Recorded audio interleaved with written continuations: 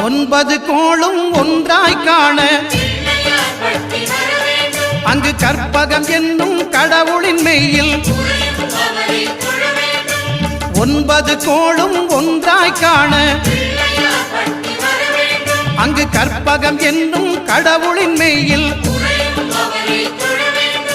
சூரியன் முதலாய் 9 கிரகமும் பலவித குணங்களை கொண்டிருக்கும் எங்கள் கற்பக தருவில் அவை வரும்போது ஒன்றாய் சேர்ந்து பலனளிக்கும்.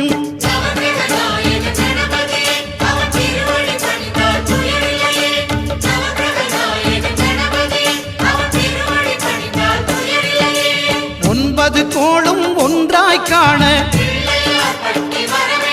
அங்கு கற்பகம் என்னும் கடவுளின் மெய்யில்